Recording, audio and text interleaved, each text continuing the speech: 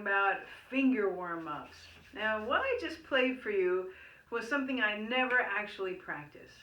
That's right, I only warm up on it. And it's the chromatic scale. And another way to get our bodies warmed up and ready to start playing is to get our fingers engaged and just do a simple finger exercise. Now there's a couple of these that I can show you. And so I think I'm gonna show you 3. And the first one is simply just for the fingers to be moving. And I saw Joshua Redmond warming up on this exercise before he got on stage to play one time at a festival. And he put his hands on the tables and he just alternated his fingers. He just, blah, blah, blah, blah. And it was interesting to watch all these cool exercises that he was doing to get warmed up. So if you're ever in a place and you just want to get your fingers moving, that one thing, just moving your fingers and moving them in time and alternating different patterns, like he was doing 1 and 3 and 4 and 5, or 3 and 5, 1 and 4 and 2. I don't know, all the digits. So that's one way to get going. But what I just played for you actually is there's a couple different places on saxophone where the fingerings are different, which is uncommon actually. It's different than the clarinet. For the clarinet players in the world who know that there's similar fingerings, but they all have different names. And in the saxophone world, a B flat is a B flat is a B flat, etc. It's great until you get into the altissimo register, of course, which breaks all the rules. Thankfully, we got to have something that breaks the rules. So this exercise I'm going to show you simply uses a tritone, which is 3 whole steps, and it is each chromatic half step in between. So I'm going to start in my middle B flat, and I'm going to go up to E chromatically. So it's going to be B flat, B natural, C, C sharp, D, G sharp, or E flat, and then I'm going to come back down. I'm going to go up to E. E flat, D, D flat, also C sharp, C natural, B, and B flat.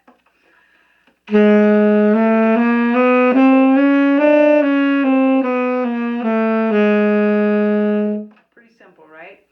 Well, I like to do it in 2 triplets. So I get that triplet, triplet, triplet, triplet feel. It's really nice. And then this is a different, I'm going to use the same notes, only in the upper register, which is a different fingering.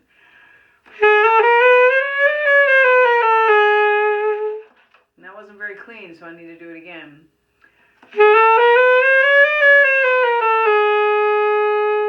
And the whole time I'm going to try and get the best tone, get my air moving, stay nice and open. And then the low register is different, starting on low B flat.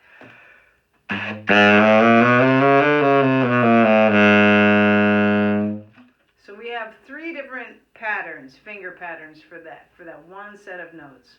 And if you just warm up on one of those,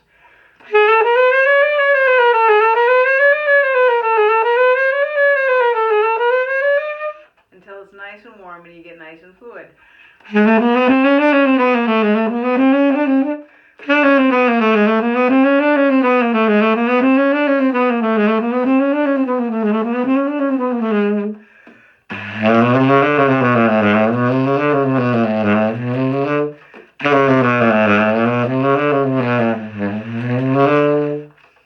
Alright, so those are those 3 different positions. Now we can bridge those notes. We can start on our E and go up to B flat, for example.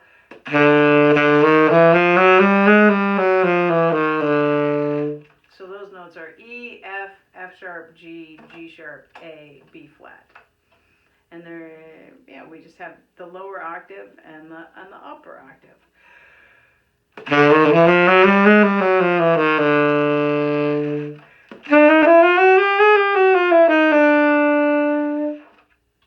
Pretty simple.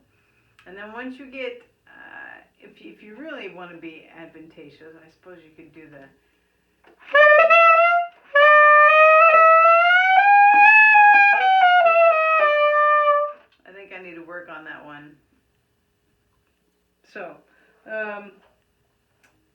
that's it. That's how I kind of get my fingers warmed up, and I just do that until it's nice and comfortable.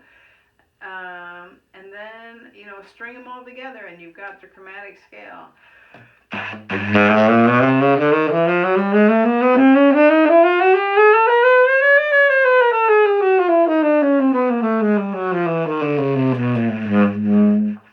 You can tell I had two notes in there that were faster than the other one, so I haven't totally warmed up, and I would iron those out until they were absolutely all smooth and in time. And if I weren't using my phone to record this video, I would use my metronome right now to show you an example. So I guess I need to go and get a metronome. But I hope that helps. I know that I'm getting ready to play some more. Oh, and then the third thing to warm up our fingers, which I promised you, was a lot like the Joshua Redmond exercise, where you practice trilling. Just one note at a time, nice and even, and just move one finger at a time and actually interact with your keys. And try and keep your fingers as close, or actually touching the key, the key as you can. You know, you're not just covering the tonal. You want to keep your fingers nice and close. Keep your fingers nice and close. See, you need to see it this way. Close. You don't want this action. You know, that's no good. No, you just want to keep it on the key itself. I hope you can see that. Yep. So do that with all fingers. And then I noticed that a lot of students have this problem where their pinky is weak. So just do a little bit of that, you know, to warm up. And even, you know, my finger, it's going to get tired after a while, and then you stop. So, all right, those are my tips and tricks on how to warm up and why we do it. So happy practicing. Let me know what you're working on, what you're curious about. Send me an email, saxophonetena@gmail.com, or check out my website, saxophonetena.org, to see what else I'm up to. All right, stay safe, stay well, stay practicing.